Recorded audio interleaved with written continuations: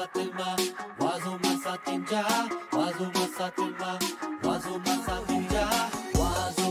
learn, wazo learn, wazo learn, mobile application. Measurable quantities of gases ဆိုတော့ဆရာတို့ကဓာတ်ငွေတွေနဲ့ပတ်သက်ပြီးတော့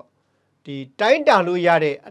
အတိုင်းတာပမာဏတွေပေါ့တိုင်းတာလို့ရတယ်ဓာတ်ငွေတွေရဲ့ဘာကိုတိုင်းလို့ရလဲသူ့ရဲ့ဆရာတို့ကအပူချိန်ဓာတ်ငွေရအပူချိန်ဘယ်လောက်ရှိလဲဆရာတို့တိုင်းတာလို့ရတယ်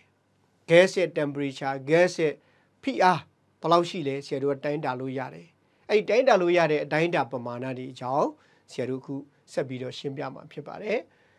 အဲ့ဒီမှာ measurable quantity က၄မျိုးရှိတယ်ဓာတ်ငွေတစ်ခုကိုဆရာတို့ကလေ့လာတဲ့အခါမှာသူ့ရဲ့ measurable quantity ဟာ၄ခုရှိတာကိုတွေ့ရတယ်ဒါကြောင့်မလို့ဒီတက္ကသိုလ်ဝန်ထမ်းမှာအရင်စနစ်ဟောင်းတက္ကသိုလ်ဝန်ထမ်းမှာဆိုလို့ရှိရင် what are the measurable quantities of gases ဆိုပြီးတော့နှစ်မှတ်တန်လေးသူမေးလေးရှိတယ် measurable quantity of gases ကဘာတွေလဲဆိုရင်ဆရာတို့က၄ချက်လောက်ဖြေပေးရတာဖြစ်ပါတယ်အဲ့ဒီ၄ချက်ကဘာတွေလဲတို့ကြည့်အောင်နော် for any trapped sample or gas ဆရာတို့ trap ဆိုတာဒီနေရာမှာဆရာတို့ကအလုံပိတ်ထားတာပေါ့ဖမ်းပိတ်ထားတာပေါ့နော်ဓာတ်ငွေ sample တစ်ခု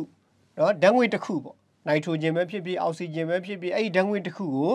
ဒီအလုံပိတ်ထားတဲ့ container ထဲမှာရှိတဲ့ဓာတ်ငွေတစ်ခုနော်အဲ့ဓာတ်ငွေတစ်ခု we can measure တိုင်းတာကြည့်မယ်တဲ့ its temperature အပူချိန်ကိုဆရာတို့တိုင်းတာကြည့်လို့ရတယ်အဲ့ဓာတ်ငွေရဲ့အဲ့ container ထဲမှာရှိတဲ့ဓာတ်ငွေရဲ့အပူချိန်ဘယ်လောက်ရှိလဲဆရာတို့ကတိုင်းတာလို့ရတယ်ဒါနံပါတ်1 measurable quantity ပေါ့နော်အပူချိန်ကိုတိုင်းတာလို့ရတယ်အဲ့ဓာတ်ငွေရဲ့ဒုတယ်ဘယ်လောက်လဲဆရာတို့ကတိုင်းတာလို့ရတယ် the space it occupy သူကအဲ့ဒီ container ကိုသူက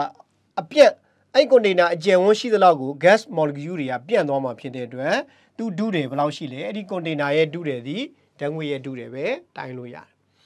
နောက်တစ်ခုကဘာလဲဆိုရင်အဲ့ဓာတ်ငွေရဲ့ဖိအားနေရန်ပေါ်သွားပြီးတော့အားသက်ရောက်မယ်ဓာတ်ငွေလေးကရွေ့ရင်နဲ့နေရန်ပေါ်သွားပြီးတော့အားသက်ရောက်မယ်အဲ့ဒီ force ဒီ pressure ပဲဒါကြောင့်မို့ဖိအားကိုလည်းဆရာတို့တိုင်းတာလို့ရတယ်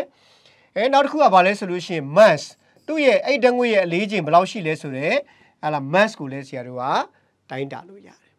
အဲ့တော့ဆရာတို့မှာ measurable quantity က၄ချက်ရှိတာကိုတွေ့ရတယ်wazo masatinja wazo masatilma wazo masatinja wazo learn wazo learn